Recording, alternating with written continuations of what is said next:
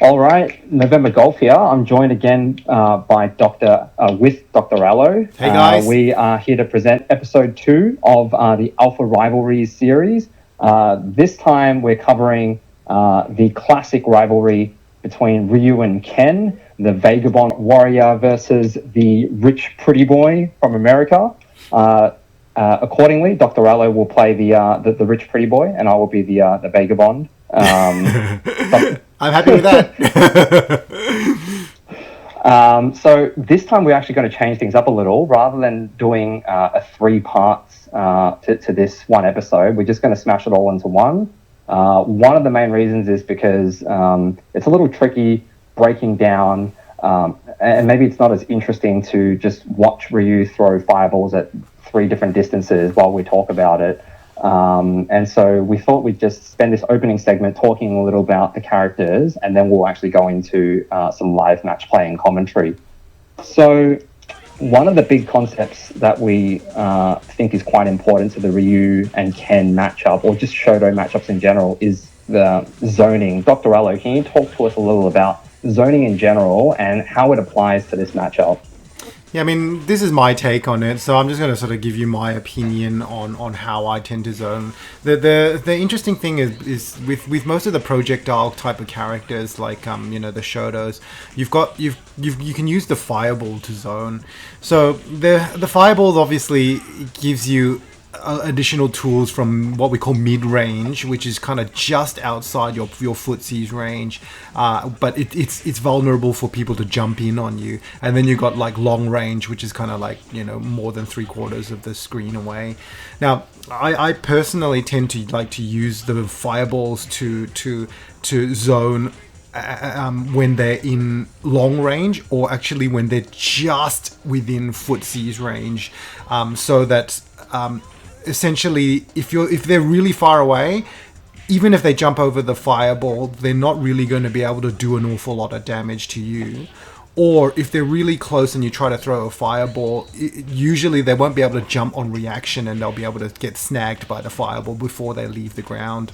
I reckon the most dangerous is actually in mid-range, where they're just out of the range of your pokes, and you throw a fireball. They can actually jump in on you and score a really, really big combo. And a lot of the characters, some of the ones who have got really big punishers like Gen or Guy, which can decimate 80% of your life bar off one single verifiable hit, though that can be very, very dangerous. So my zoning with Shotos that have a fireball, that have this really long recovery, is essentially really used in 2 different situations. One of them is to throw the fireball at really long range, and also just outside of just within or outside of footsie's range, so that they can get snagged if they try to jump on reaction.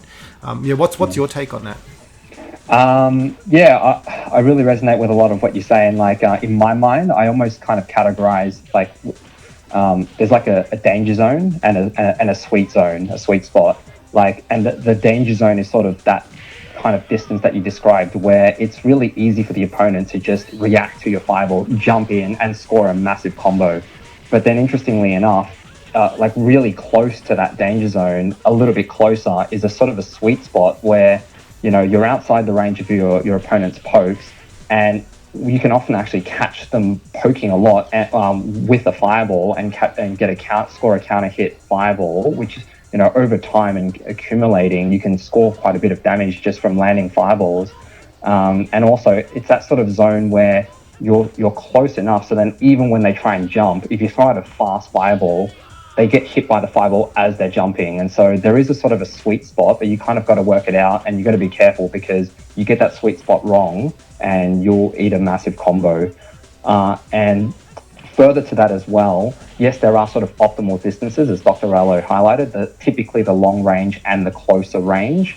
But ultimately, keep in mind, even though those are the desirable spots to start, ultimately, like with almost any Street Fighter, the key is to be unpredictable. So you really want to vary up the strengths of your fireballs and really be unpredictable with your distancing. You don't want to become, even if you're throwing it at the right distances, say close or far, it doesn't matter. If you're really predictable with your fireball patterns, it doesn't matter anyway, because you're going to get predicted, and then they'll find a way to counter you. So, keep those points in mind, but at the same time, ultimately, you've got to be able to let go of all of that and to be able to be on play around with the distances and strengths. Yeah, I think any further thoughts on that, the voting game? I think that's definitely a very thoughtful and insightful sort of breakdown on it. So which is really good. The only other thing I'd like to mention is just people who have been playing other Street Fighters. In Alpha 3, the fireballs are not as damaging as they are in, say, for example, Super Turbo or even Alpha 2. So therefore, you're gonna get less effectiveness with your fireball play than if you were to than in playing Alpha 3, unfortunately. So therefore, the fireballs don't have the same sort of significance. They're more to try and they definitely do less damage, and you are more trying to get your opponent to react to them in a specific way so that you can punish that reaction. So essentially what I'm trying to say is that it's not exactly the same as other iterations of Street Fighter. Yeah, so it's an important tool, but not for scoring damage, but for setting up potential damage opportunities. And then sweet. I guess that moves us on to the next point, which is essentially how do we, when they are within footsie's range, what are the ways that the Shotos differ? And this is, I mean, look, actually one other thing I should mention in terms of the fireball, Ken's fireball startup is definitely greater or longer than that of Ryu and Akuma. So you can't use his fireball as easily. Well, it's not as safe. So therefore you have to expect that because the fireball comes out a little bit slower, it's easier to react to, and even though it's only a little bit, that fraction of a difference can be enough to mean that they clear the jump and punish you for it. So that's just something I think people should be aware of. Ken's fireball has a bigger startup than Akuma and Ryu. Didn't know that. Interesting. So, and that's one of the differences, and that's why a lot of people go, like, Ken and Ryu, they're kind of like carbon copies of each other. I think, unfortunately, ever since Champion Edition, SF2 Champion Edition, they've started to really divert on their path. Yeah, so they're not, at the beginning, all that was different was their special moves were slightly different properties, whereas now even their normals are different, which is kind of segueing into what I wanted to sort of speak about now.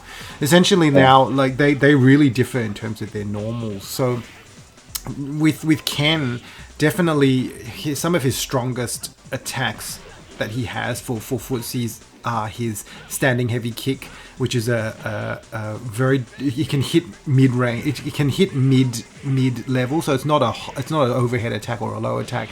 It pretty much hits crouching people and standing people, and if it catches on a counter hit, it will knock down, and it comes out fairly quickly as well. It's not as fast as, say, Sakura's standing heavy kick, but it still has incredible range. It can't be ducked under, and it creates a lot of guard crush as well if it actually manages to connect.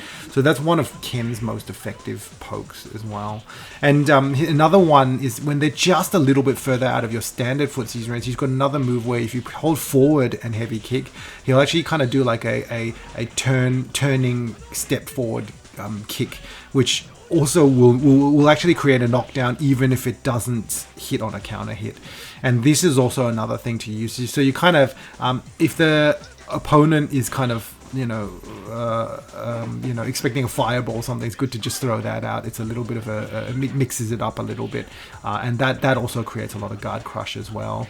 And some people might get a bit happy, trigger happy, and go, okay, well, I'll try and punish it with a Shoryuken or some equivalent. And if you don't do the move, you're outside of that range, and then they'll leave themselves vulnerable for a follow-up attack afterwards. Yeah, quite damaging, and they set up potential follow-up damage opportunities as well with the knockdown as well, and really good for closing the gap. And it's harder to react to them than you might think, even though they have some startup time. Facing against it, I found it not as easy to counter as I thought, unless they're being really predictable with it. And yeah, so I mean, essentially, I think those two are very effective. And then obviously, the sweep is really good too. I find the sweep is great because of the fact that they can't roll under it, they can't flip to escape to escape your follow up wake up games. And one of the things that that is quite evident, which I think a lot of Shoto players really need to know, is something called the safe jump. So essentially, if you do manage to sweep, they've got this their timing that they create in their jumping arc allows them, essentially, if you jump immediately after a sweep, you can actually follow up with a jump attack to the point where they are left literally with one frame to try and counter you, to try and throw out a Shoryuken or something along those lines. And if you're close enough to create a cross up instead, even if they do get the counter out, the reversal uppercut out, they'll end up flying up into the air, on your opposite behind you, and then you can punish them as well for it.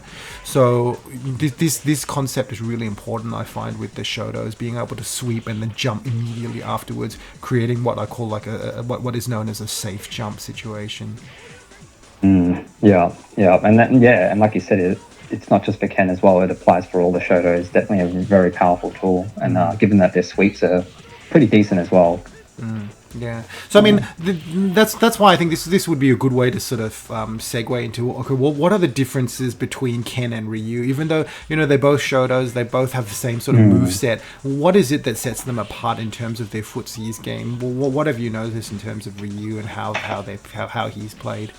Yeah. So a big difference is one of the most noticeable is the hop kick. Ken obviously doesn't have it, and the hop kick, you'll notice Ryu's use it a lot in standard poking game, and obviously if you've played a V Ryu, he obviously uses that in his Hado Rave in the corner.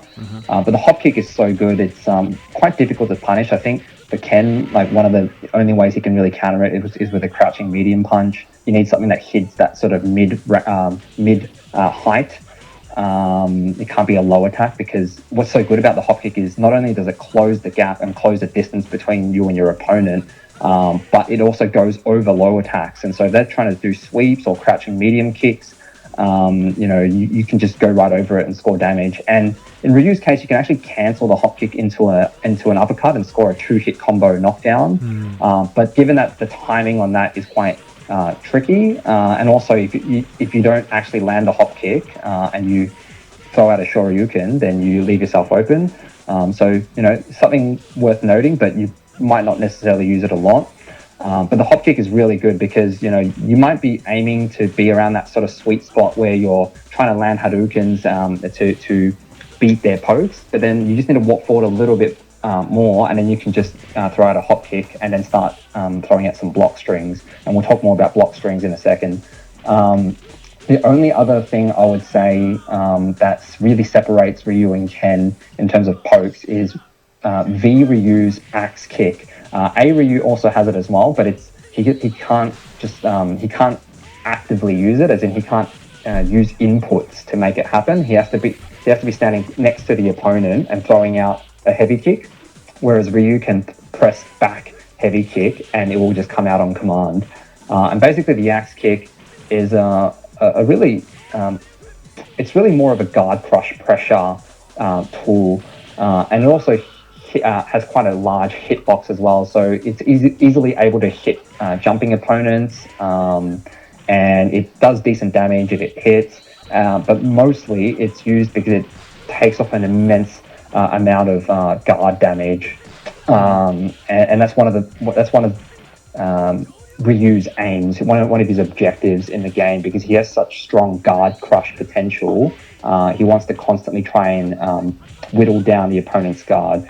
And the only other thing I would say really separates Ryu and Ken that isn't so much of a poke, but it's in their special Hurricane Kick. Ryu's Hurricane Kick is just so much better. It's a knockdown and also does crazy amounts of dizzy damage or dizzy stun. So you land 3 hits on that Hurricane Kick and follow up with 1 or 2 more hits, so you're very likely to score a dizzy. Have you had what are your thoughts about the Hurricane Kicks? Yeah, I mean, I think I'll talk not only about the Hurricane Kick, but all your other things as well. The hop kick, I got to admit, is probably one of his most effective, tools. Gives him mobility, and as you said, you can cancel any special move into it, so therefore you can even cancel into like a fireball if you want to, and that gives him some degree of safety, when he uses it. It's so much so that, if you try and punish it, a lot of people, as soon as they see the hop kick, they have this tendency to want to hit a button to try and punish it, and that itself creates a whole lot of vulnerability, because most of the times Ryu will be able to get his normal out before you will be able to. So and Ryu also has the freedom to not only be able to follow up with a poke, but he can throw out a super instead, so you can stick your hand into like a spinning whirlwind of death, like his level 3 Shinku Tatsumaki Senpu Kyaku, which is the correct Japanese word for it. I'm just giving Japanese lessons at the same time, so yes, thank you, Sensei. Yeah, no worries. Arigato, Sensei. So but that's okay. I'm happy to shed my knowledge in that regard. So share whatever knowledge I've got.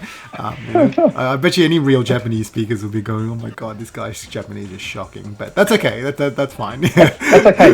That's why you're Ken. I know. I'm sure your Japanese is a lot better than mine. So I'm sorry about that. But I'll be modest. But another thing that you can even then you could actually end up jumping instead. So I find the hop kick often gets you close enough to be able to do a cross up jump in, and that really follows up really well after a hop kick, because it gives you so many different options. So you can either try and throw out another attack after a hop kick, which will probably punish them for, and as you were saying, if you throw out a back and heavy kick, if you catch them on counter hit, they get a knockdown, and then you probably can punish with a juggle afterwards, like a crouching light punch into another Tatsu or hurricane kick, or you can throw out a super if you're an Aism, or even a Vism. You can, if you're close to the corner, you could pretty much blow through any of their attacks, and if you choose to jump, then they've probably thrown out an attack which doesn't give them enough time to jump back to react to the cross up, the attempted cross up. So I think that hop kick, the forward, which is essentially forward and medium kick, in case that people don't know how to pull it off. So forward and medium kick, I think is one of the things that really gives Ryu a lot of tools in terms of pokes and mobility as well. You were also saying about his axe kick. Yeah, I agree. I think it just comes out so fast, heaps of damage. If it gets blocked, it gets a huge amount of guard crush, and on top of that, it will create a knockdown. If it hits on counter hit, which allows you to do a whole heap of follow-ups. Yeah, you're about the Tatsu. Yeah, I agree. It does do a lot of dizzy damage. Interestingly enough, that only occurs in vanilla and max, surprisingly, whereas in upper, somehow they thought it was a bug, so they got rid of it. But then as soon as Max came around, they realized, it's kind of one of Ryu's best tools, so they put it back into it, which is really interesting. So I love it how Capcom kind of goes, Ryu's a bit too powerful and too broken with this. But then afterwards they go, that's a big core of his game, so they actually put that back in Max. So for people who are playing at home in their home consoles, if you're playing the PSP version on Alpha Max, then go for broke with the Tatsu.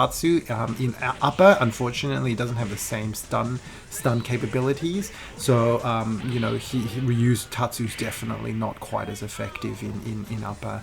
I think one of the good things about the Tatsu is that it can even be used as an anti-air. So not by itself, but if you were to jump in, if you manage to catch someone with an early crouching light punch, you can then cancel into Tatsu, which will juggle them before they actually can flip. So that because they can't flip because there's no neutral state, and then you'll catch them before they get to the top of their arc, and as they're falling, usually they'll be invincible, but Ryu's Tatsu will catch them on the upward movement of the arc, and therefore they'll be able to juggle, and that, as I said, will be able to create not only a lot of dizzy, but immediately after that the opponent is probably going to want to try and flip to avoid another one, and if you time your next crouching light punch into another Tatsu, you can pretty much instantly dizzy them off just a single jump.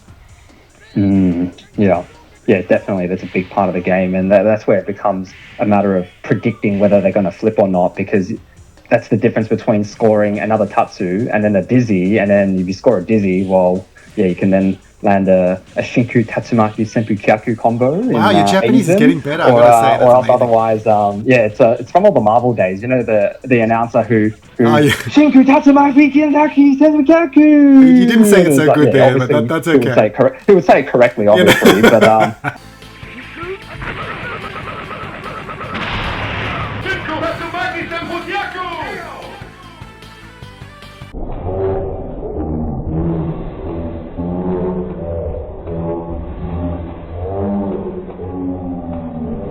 you know, I was trying to simulate his epic voice, but I think I failed on both accounts, so that's okay. That's okay. We'll work on the epicness next time. Yeah, next lesson, sensei. No worries. That's okay. So, yeah, or else if you catch him in the corner with that tatsu and get the dizzy, then yeah, you've got yourself a Hado Rave that will do, you know, between 50 to 70% of their life. So yeah, which is yeah, really makes or breaks the game, landing an extra tatsu or not. Yeah, which is fantastic. So yeah. So yeah, I think definitely, you know, their special moves, you know, are different. You know, as we were saying, their Ryu and Ken, their special moves are actually slightly different.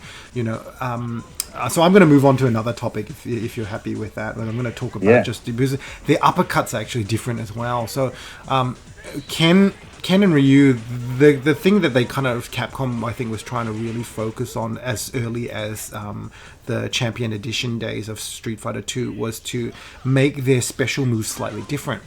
So what do I mean by that? Ryu's kind of always been very Hadouken focused, fireball focused, whereas Ken's strengths lie more within his uppercuts. So even you'll see that you know, Capcom intended to do that by having Ryu have like Shinku Hadoukens. So that, you know, he's got super fireballs, whereas Ken's got super uppercuts. So he's very sort of more uppercut focused, and that's definitely true in Alpha 3 as well. So Ken's Shoryuken has definitely got faster startup than Ryu's uppercut.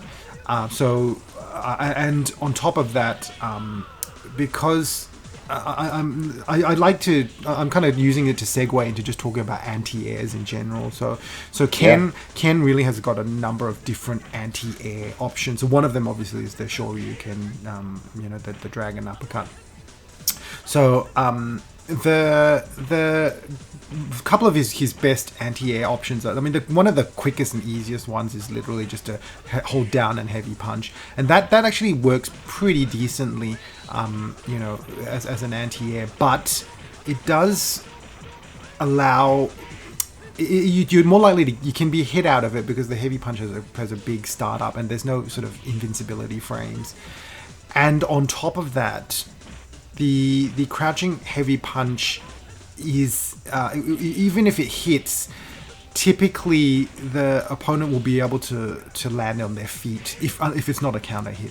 So, you know, you don't really get much in the way of you know, advantages afterwards. So as much as it's faster to execute, it doesn't give you as great an advantage as a Shoryuken. So Shoryuken actually creates a knockdown, so therefore they'll land on their back.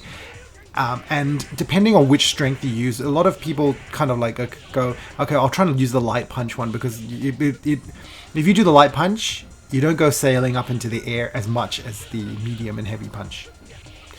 And that might seem like a good thing, but if people are jumping in and you do a light punch Shoryuken, you'll land on the floor before the opponent lands, and therefore, even though they're knocked down, they can actually flip and land on their feet.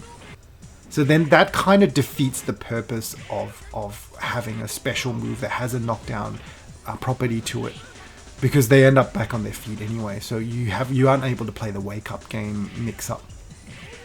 Whereas if you use medium punch actually, you'll land on the floor approximately the same time as when the opponent does, and that also means that you don't hit a neutral state, resulting in the opponent not being able to flip. So then therefore they've really only got two options. If they either do nothing and they land on the floor on the back and then they're subject to the wake up game, or they can try and roll out of it, and if they roll and the Ken player is quick enough at reactions, they can often sweep or punish the roll and if you're an Aism, that could be a hit confirm into a super, which is quite a lot of damage, or just a sweep will allow you to then create the whole safe jump thing, so where you can jump immediately after that and follow up with another another sort of mix up game. So I find the Ken's really good anti-airs are really crouching heavy punch, or anti-air dragon punch, which is a medium punch rather than a light punch. So yeah, what's your take on that, NovemberGolf? Yeah, I think it's a good point, because especially, I think in the past especially, we haven't used the medium punch Shoryuken as much. I would tend to agree more that you should use it more so in the situations where you've got your opponent cornered. The reason I say that is because you talk a lot about one of the main advantages is to be able to play the wake-up game by scoring that knockdown. And the problem is, the medium Shoryuken for both Ryu and Ken, it really knocks the opponent quite far away. And so if you're mid-screen, or if you're on if you were cornered as itself, then you would knock the opponent all the way to the other side of the screen, which isn't necessarily a bad thing as well. So it's still, not a bad thing. But I think the advantage is more clear when you've got the opponent cornered, because then you'll knock them into the corner and you'll be ready to play the wake-up game and actually start applying pressure with block string or with whatever it is that you want to do. Whereas otherwise, you're just knocking them really far away. And so the whole wake-up game advantage is not really actually there. And in quite a lot of cases, the light punch Shoryuken is actually still very worthwhile, because even though you don't get to play the wake-up game, the primary reason for throwing it out is as an anti-air, not to score the knockdown. The knockdown is a follow-on advantage, which might be desirable, but ultimately you want to score the anti-air with minimal risk, and sometimes or quite often, that means throwing out the light punch one. So I feel like both of them are very useful tools that need to be used. And definitely considering that we barely used the medium punch one in the past, I definitely think it's worthwhile us using it more in our games as well. Yeah. I mean, I think also for Ryu, one of the good things is, because if they do anti-air, if they do flip in the air, Ryu has a better punish in that the light punch into Tatsu. So I think Ryu definitely has a bit more going for him. So therefore you may intentionally use a light punch so that you can punish afterwards. Whereas Ken doesn't really have the same sort of ability to punish the light punch. So I personally feel the medium punch would probably be more effective, unless you're near the corner. Actually, believe it or not, I reckon if you're near the corner, the light punch may actually be worthwhile, because then if they flip, then you can actually score that air recovery opportunity, and then you can actually follow up with another anti-air. Yeah, or even just because they're knocked into the air, you can use a V'ism as they're falling, activate the V'ism, and then you won't have to do a knockdown before you start doing the juggle. So so pros and cons of both, and I guess we can agree that the heavy one is the one that you use the least. I mean, does the most damage, but obviously the most unsafe as well. Although for Ken, he does get bonus points because he gets to put his opponent on fire, and it looks very cool. Yeah, and coolness is a big thing. Hits from it too. So. Yeah, I know, exactly. Because coolness is a big thing when it comes to fighting games. Even if you're going to win or lose, it doesn't. I would rather lose and look cool than win and be a loser. So as in like win and be a loser, it doesn't even make sense. So yeah, that's my Japanese intelligence coming. Although with Ken, it's almost like he loses really uncoolly at his home stage when he's got all these babes, just watching him get his ass whooped as they're drinking sodas and just sunbaking. Yeah, and also when he gets KO'd, his sound, that's just embarrassing. It's just like So what's Ryu's one sound like? I think it's just a standard. Yeah, it's just generic. So I gotta say, as much as Ken really goes for flair when he gets knocked out. Yeah, that's just pitiful. It's embarrassing. So and it seems like it's such a loud scream as well. Like I imagine that takes a lot of energy. It's like if you've got that much energy left, you'd think you have enough vitality to block one more Hadouken rather than just collapse screaming. Well, I guess Ken's always about flair, so even when he gets knocked out, he wants to try and do it as flairfully as possible. So yeah, even though he really does fail at it pretty catastrophically. So Good analysis there of sound effects. I know that's a big part of the game, So if you're gonna play Ken, you really have to understand the coolness factor. So and because when we're talking about coolness, yours truly pretty much just embodies that in its entirety. So yeah. Well, I hope to hear some of those cool as when we actually get stuck into the matches. Yeah, that's going to be fun to going forward into it. I put my foot in my mouth last time, so I'm not going to say anything this time. Okay. So let's see what happens. Yeah. But I think another thing we should talk about is like block strings, because I feel block strings are quite an important area of gameplay. So like, even if you get in, obviously you want to try and score a combo. So some of Ken's best combos are really jump in. Believe it or not, I think some of the best combos for Ken are really just jump in and sweep. Because if you sweep, you've got the whole mix-up game that you can throw in afterwards. Some people try. If you try and go like jump in, a couple of hits, light punch, light kick into fireball, or light medium, crouching medium into fireball, you don't knock them down. So as much as it does a bit more damage, you get a trade-off in terms of your ability to create additional mix-up options and variation and unpredictability with doing those sort of combos. I think the only combos that are really useful that are high damage are kind of like crouching medium kick into uppercut if there's a massive opening, like someone's missed a flash kick or a shoryuken or something like that. But majority of the times, I think for Ken, keep it simple. I mean, obviously, if you're using Aism, which we'll get into later, but if you do, I think some of the best combos for Ken are really just jump in and sweep, believe it or not. And if you've got a big opening, crouching medium kick into heavy uppercut. But that's really it in terms of combos. Agreed. And that's interesting, because that actually highlights quite another big difference between Ryu and Ken. So with Ryu, you can say the same in that sometimes it is easier to just keep it simple, and that way if you just do a jump in attack and then sweep, you can then follow up with more damage or more pressure rather. You can try and do a cross up, or you can start a block string when they wake up, or you can play some sort of a mind game. But at the same time, Ryu actually has more options. So if you land a jump in, sometimes rather than sweeping, if they're standing, if they're not crouching, you can then combo 2 light attacks, so say crouching light kick, into a heavy tatsu and land all 3 hits of the tatsu, which then sets you up for either a dizzy or an almost dizzy. And once you put on that dizzy pressure on the opponent, they're then forced to play it more safe, and you then have more leeway to apply even more pressure. And so if the opponent is standing, Ryu definitely has more options, usually leading into a tatsu.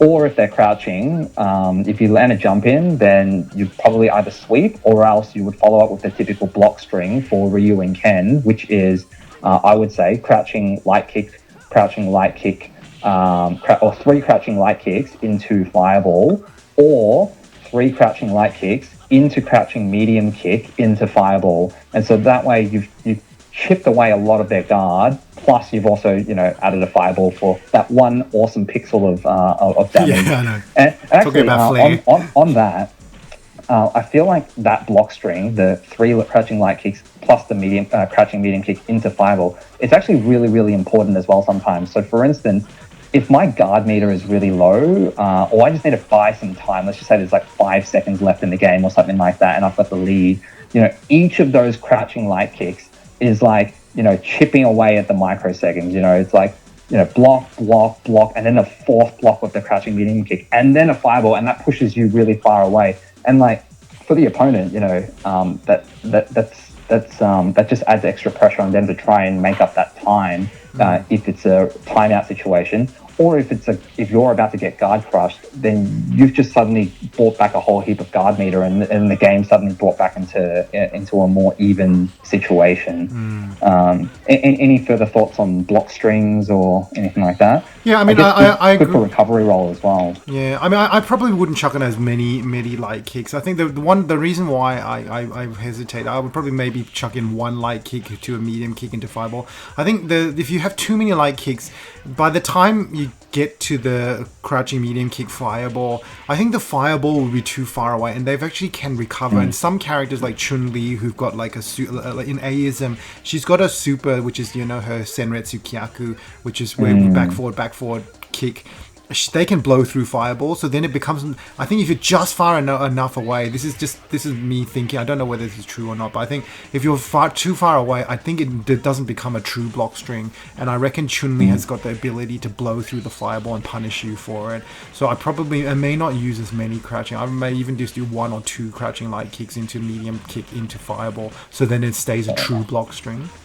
Yeah, you're probably right. Like, because I actually, I guess I was speaking more from theory, but practically, I always use 2 crouching light kicks, or actually, I even use crouching light punch as well. So usually 2 crouching light punches and then a crouching medium kick, and that definitely works. And 3 you might be right. 3 might be pushing it. Yeah. Anything else on that? I think the only other thing would be like that's something that you might like to throw out if you see your opponent doing recovery rolls. You can either do a sweep or you can do this block string with the crouching light kicks. Yeah, and another thing is also the block string. You don't have to always do the whole block string either. I think a lot of people got the impression that like from the last episode that when you do a block string you're committed to the whole block string. No, mix it up. If you might start the block string and then they may assume, because they're just going to assume they can't get out of the block string, so they'll just keep blocking. So what do? You walk up and you can throw them. And Ken has got a really, really good throw. He's forward and 2 kicks, which he pretty much grabs you and just keeps Rochambeauing you in the groin, lots and lots of times over and over and over again, which you would be an instant KO, I reckon, if that happened. If you're a dude. Oh, actually, it would probably hurt just as much for the ladies. Yeah, well. True. I know, but if you definitely, and then people talk about touch of death combos. I'm sure that should be one of them. So instant death is a okay. Ken can be one kick man. Yeah, no, not one punch man, just one kick. Yeah. That's amazing. But the good thing about that is not only does it do a lot of damage, is that particularly if you're in the corner, you can actually, if they don't flip, you can actually uppercut them immediately afterwards. And even if they flip, you can still uppercut them, but just delay it a little bit, and you'll still connect. If you do it too early and they flip, Ken will have left the ground, and he'll be in the air with his uppercut, so they can actually air block it. So the rule of thumb with whether you can air block an attack is the person throwing out the move grounded. If any of their foot is still touching the ground and they're still considered to be on the ground, it's not air blockable. But as soon as they leave the ground, it is air blockable. So therefore, if you try and do an uppercut, the Shoryuken, if you do it too early and they flip, the Shoryuken would have left the ground and they can block, and then you'll actually end up vulnerable afterwards. So you'll still need to play it carefully, even if you do grab with the kick grab. So what I'm saying is, with the block strings, know that you've got the ability to break the block string and change it up and do something else like a throw. Yeah, 100%. And I guess similar with Ryu, just really mixing it up. So yes, throw out that block string, the whole block string sometimes, but then just get unpredictable with it. You might throw out 1 crouching light kick or 2 crouching light kicks, and then just go straight into a hop kick, and then you're back to where you were before. You can start another block string, or you can cross up. You can jump over and cross up, attempt a cross up combo, or you can throw them into the corner, and that's what that's one of the Ryu's main objectives, is to corner the opponent. Well, actually, any character typically benefits from cornering the opponent, but Ryu particularly shines with his opponent in the corner. And I'll talk about that in a second when we bring the conversation to Aism versus Vism. But just on the note of throws, one interesting little thing you can do with Ryu is use his punch throw when they're in the corner, and then quite often what you'll find is the opponent will air recover immediately, in which case immediately after your throw, you can just immediately jump, and then you can air throw them as they air recover, and then you've scored yourself 2 throws. I find that typically works a lot until you start to reach the higher levels, and that's when people really start to see through those little gimmicks. But it's definitely a trick that scores a lot of damage, especially when you're playing a Ryu. Landing 2 throws consecutively takes off a fair bit of damage, and I guess it's a bit of a psychological blow for your opponent as well. You know, they just got thrown twice consecutively really quickly. It's true. I agree with that. Yeah. That's true. Yeah, cool. But yeah, no, as you were touching on earlier, like, you know, the whole Aism versus Vism thing, I think it's really good to be able to discuss, you know, the ability to play the characters and the different isms as well, because it gives people good insight into what you should be doing in the various isms. I think we get so shoehorned into thinking, I could just play everything in Vism. Ken is one of those ones who doesn't necessarily shine more in Vism than he does in Aism, because his Vism combos are not quite as reliable, and like against some characters like Sakura, his combos just don't work at all. His anti-air anyway, his anti-air juggle. So Ken is definitely one of those ones who definitely can be useful in Aism. So, are you happy for me to sort of move into like the whole Aism versus Vism approach? Yeah, 100%. Actually, just to clarify as well, when you say it doesn't work against Sakura, is that because of her strange hitbox, her smaller hitbox? So okay. Ken's Vism combo, anti-air one, is essentially you have to hit them from what I call point blank range. You're literally right up in there. The opponent's right up in your face. So you start off with a dragon punch, light punch, dragon punch, and then you have to throw a heavy punch out, and the heavy punch will just clip almost every single character, and then you do follow up with a heavy dragon punch, which is the one which has got the fire, which looks cool. We remember about Flare we were talking about. Oh yeah, the one that looks cool. Yeah, that's right. So the Flare fire uppercut that actually will just clip the opponent as well again, and then as they fall, you'll just be able to clip them again with a standing heavy kick, and then just clip them again with another fire uppercut. So you're really just on the edge of the hitboxes for all of them. With Sakura, the heavy punch just won't hit at all, so you can't even continue the combo afterwards. So that really pulls Ken down in terms of his viability in Vism, because he doesn't have the same options that you know, the other characters do. Well, some of the other characters like, you know, Sakura, Akuma, you know, all those other ones who've got really, really effective Vism combos that work on everyone. Ken doesn't have that same liberty, unfortunately. So you're saying not only does it work effectively against the entire cast, but even against the average cast, character, the margins are so tight that if you score the uppercut, the opening hit a little bit too far, just 1 or 2 frames off, you can miss the rest of the combo just because of that. Well, as in, he doesn't. Your opponent one has to be right up next to you, really, really close. That means that you have to get the jump in at the right distance for it to work. So if they've jumped in and they're just a bit too far away, the Vism juggle's not going to work at all, which sucks, right? Because that's something that I didn't think it would be physically possible, but it sucks and blows at the same time. So quoting from Bart Simpson, But you know, that really puts a hole in the game. And on top of that, the combo, his Vism combo, he's clipping the end of the attacks all the time. The combo, the anti-air combo, doesn't do as much as a lot of other characters as well. You know, a lot of them, you know, particularly Sakura, you're guaranteed 60-70% damage, whereas even with Ken, even if you hit, you're only looking about 40 to 50% damage. You know, because the time between all the hits is so long, and you're catching at the end of the Shoryuken, so there's a lot of lost damage there. And on top of that, truthfully, Ken's case is probably still not as complicated as some of the other Vism combos, like not as hard to pull off as say like Adon's ones, but it's still definitely a lot more challenging to execute than say for example Sakura and Sagat's ones. They're definitely far easier to do and more reliable than Ken's one. So Ken's Vism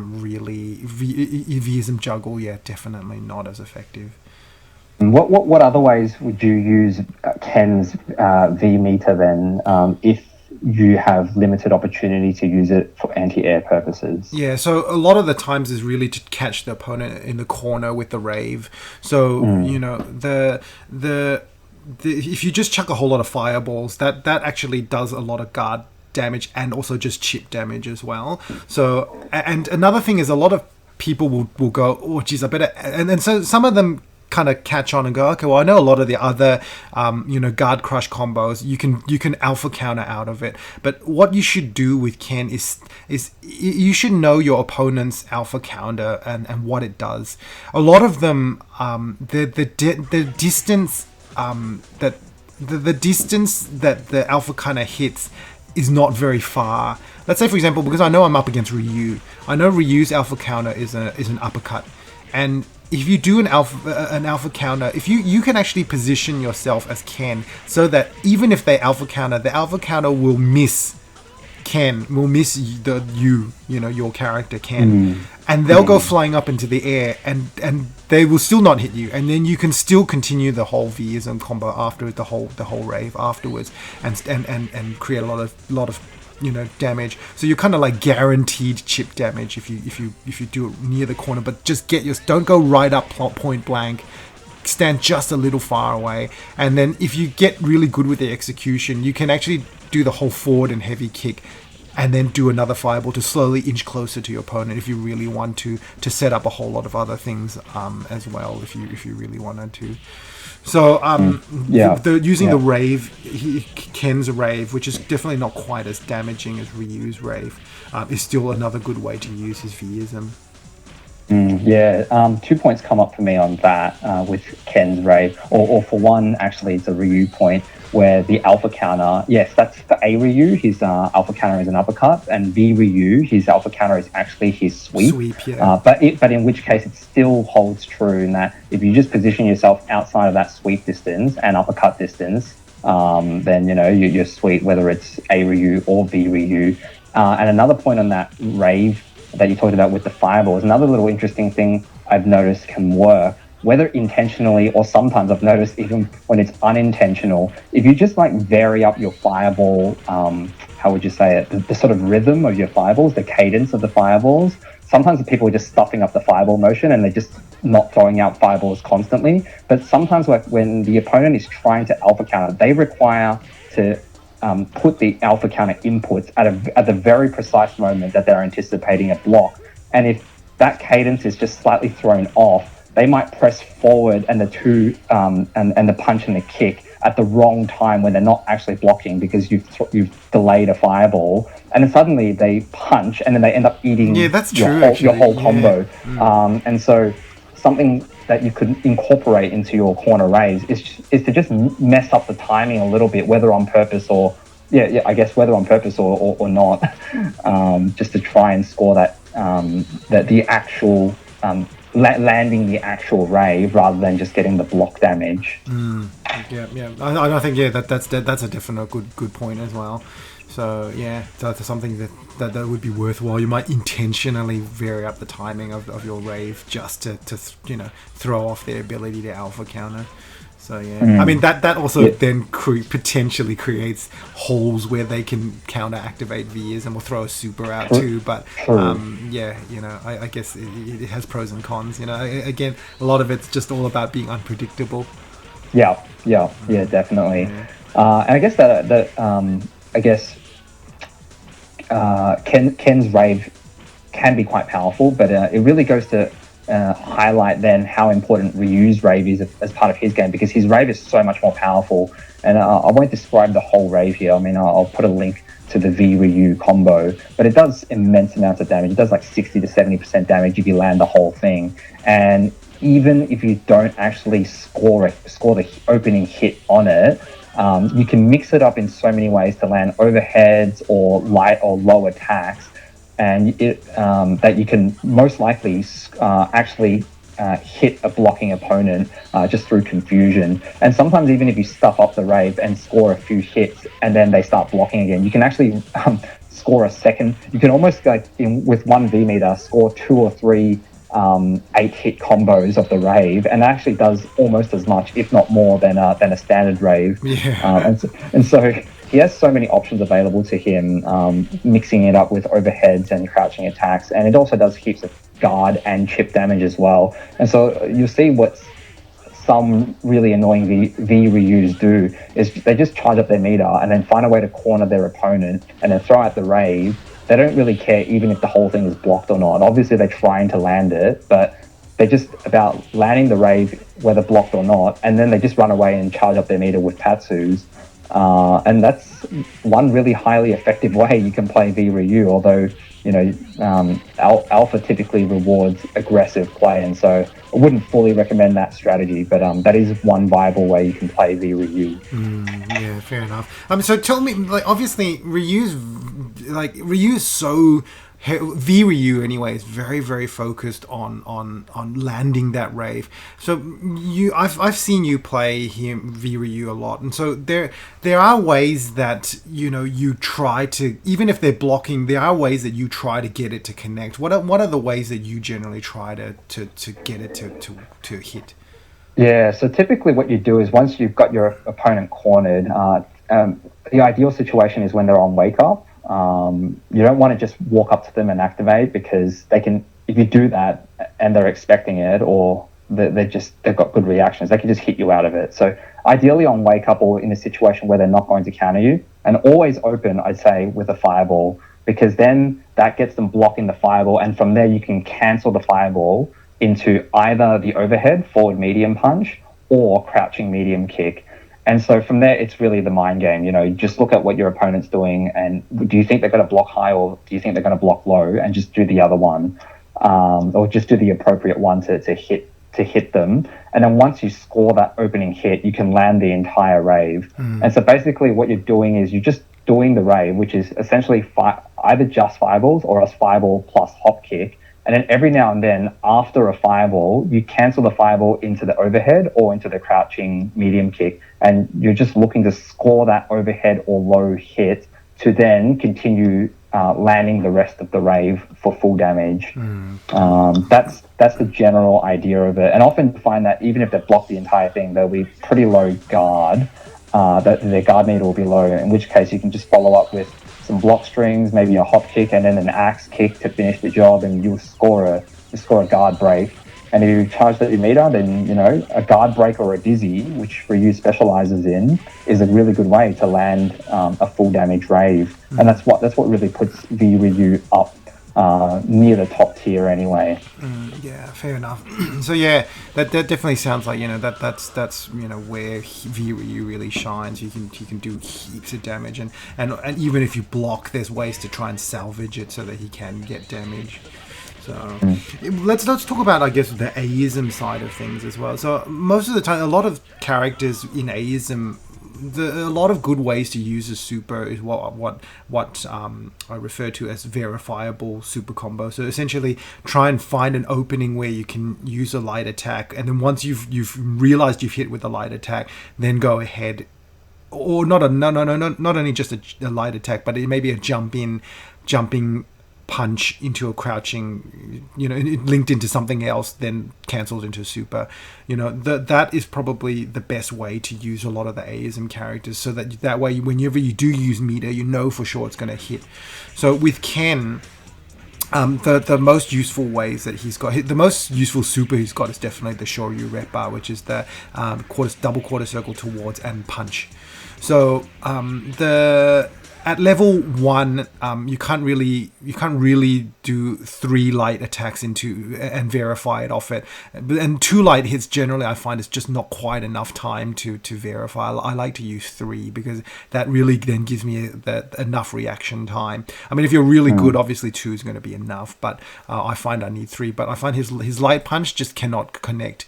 His light punch version of the Shory Ripper just cannot connect after 3 attacks. So I find that you generally have to use level 2 or 3 if you're trying to fish for the 3 crouching light kicks into super for it to land. Whereas for level 1, just a jump in kick, whether it be a cross up medium kick or even just a jump in heavy punch linked into crouching medium kick into the super, that I find is a fantastic way to use his Aism. And I think Ken actually still quite effective and quite viable in Aism as well, because that combo alone does a good 40% at level 1. Yeah, and Ken definitely strikes me as one of the stronger Aism characters as well. So yeah. Any other uses for his supers in particular? Not really. I think the only other time that his supers are probably his super may be useful. Sometimes you can intentionally, throughout the block string, if you want to, you can do the crouching light kick, and then some people may, if you start getting throw heavy, so you might end up trying to throw a lot, and then the opponent's then going, okay, I'm assuming you're not going to go through the rest of the block string. You're going to throw me. They may try to interrupt that block string, and what you can do instead is throw out a heavy punch instead. And if the heavy punch connects on counter hit, you can actually use the Shin Ryuken, which is the double quarter circle forward and kick.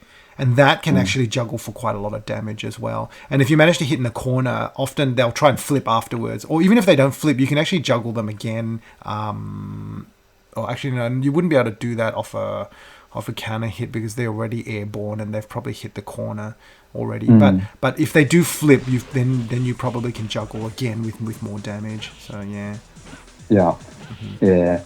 One thing I've noticed playing Ken in Aism is, we talked earlier about he's got a decent guard crush potential, with the standing heavy kicks and also the forward heavy kick, and just the block strings as well. And like what I've noticed is often once they're close to being guard crushed, it's if you can just score any light attack or a crouching medium kick, just get into range of a crouching medium kick, you can just cancel those into the level 3 Shory Ripper, the quarter circle forward hard punch.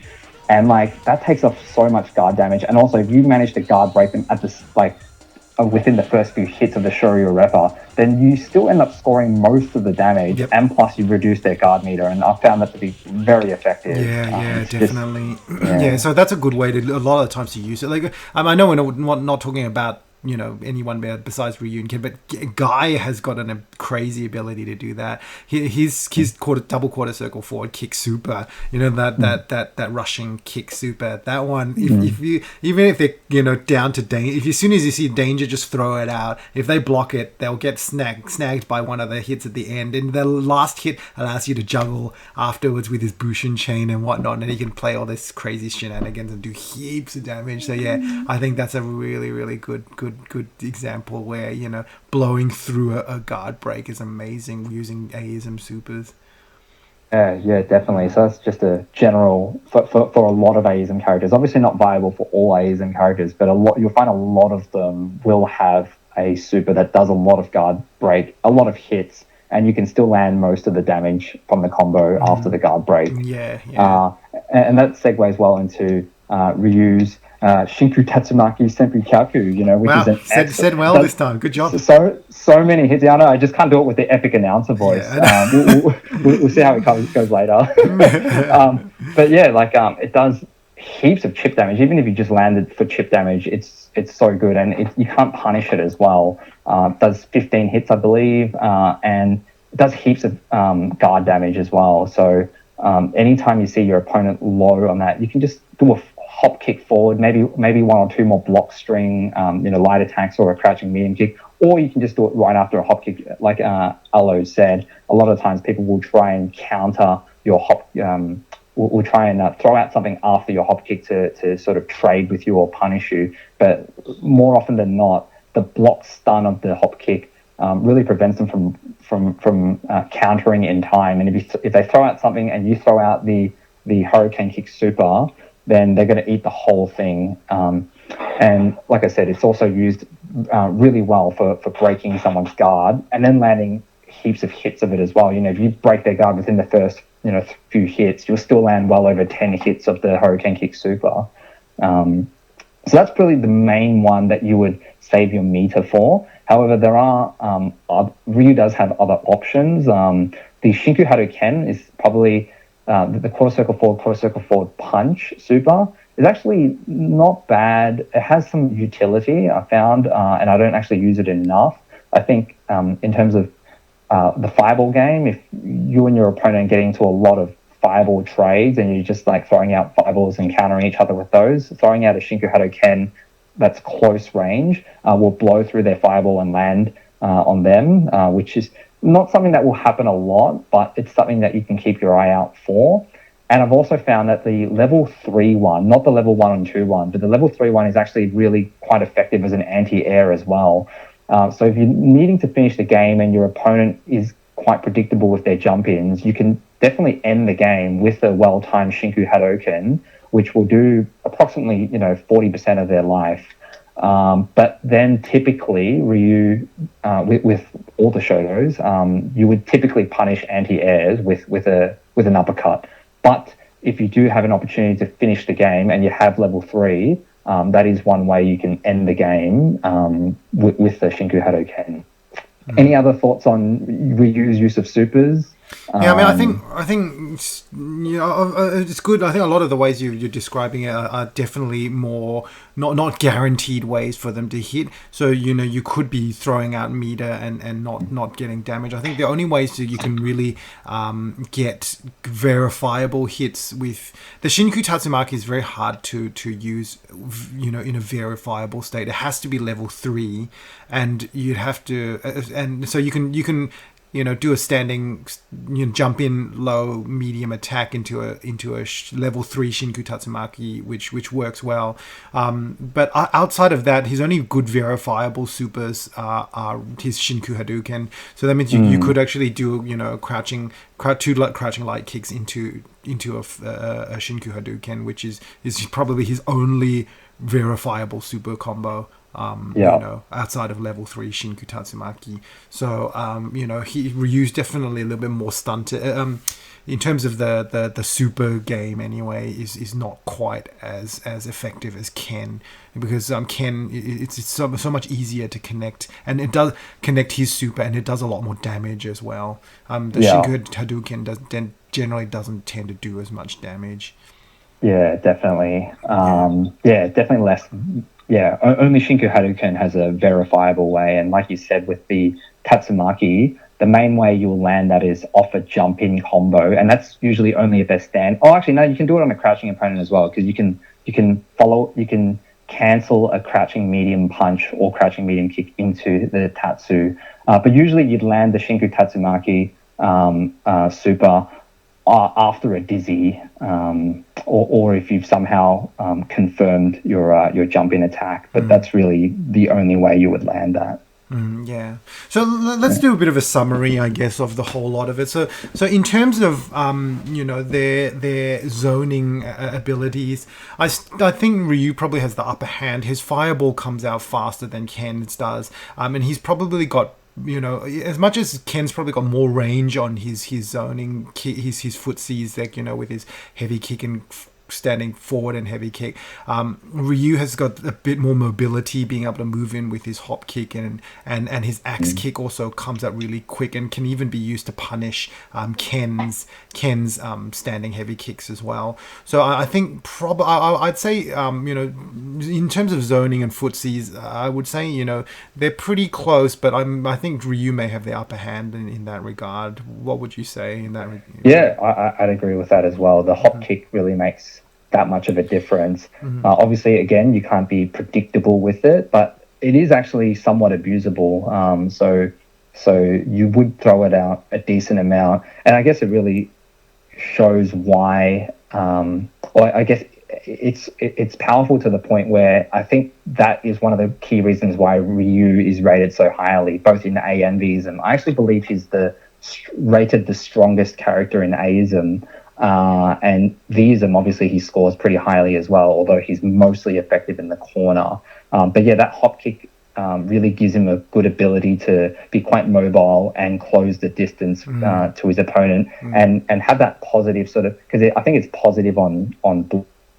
You know, it sets him up for more block string shenanigans or else crossing up, and so yeah, it's a really effective tool. Yeah, in terms of block strings, I think the again Ryu wins out because of the fact he's got the ability to chuck in the hop kick in there. So I think Ryu definitely is still more effective when it comes to using block strings. In terms of anti-airs, I would say Ken's uppercuts are definitely better as anti-airs, and when it comes to Vism, definitely Ken wins out there because he at least has the option to do an anti-air, whereas Ryu, you'd have to be pretty close to the corner. It was like that's something we didn't touch on. Ryu does have an anti-air Vism, but you have to be close to the corner for it to work. So Ken definitely wins out in the anti-air game, particularly in Vism. So so Ken probably has the upper hand when it comes to the anti-airs. But when it comes to being able to use Aism supers, I still think Ken still wins out there too. He definitely, his ones are much easier to combo and they do a lot more damage. But when we're talking about Vism, I think Ryu, even though Ryu doesn't have a reliable anti-air, his Rave I think more than makes up for it, and which makes him quite effective overall in Vism as well, because he's got so many tools going for him. And just in terms of general game plan, Ryu has also got the Tatsu, which dizzies very easily, which is also a really, really big tool to at his disposal. So I think overall, at the moment, just looking at the raw data and the theoretical aspect, I would say Ryu definitely would be more likely to have the upper hand in this matchup here than Ken. So I'm hoping this is I'm expecting you to have a 10-0 winning streak in this first to 10. Anything less than that is kind of like failure on your part.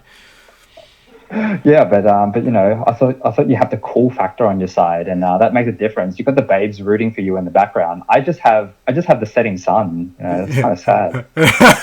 I know. So yeah, I'm happy to lose here if I've got the coolness factor. That's fine by me. But cool. In that case, I think that pretty much wraps it up, doesn't it? Yeah, just about. And this actually went longer than I thought. So maybe we will make a part 1, and we'll split it into the commentary being the part 2. But that's about all I can think of. So let's go into the commentary. Sounds good. All right.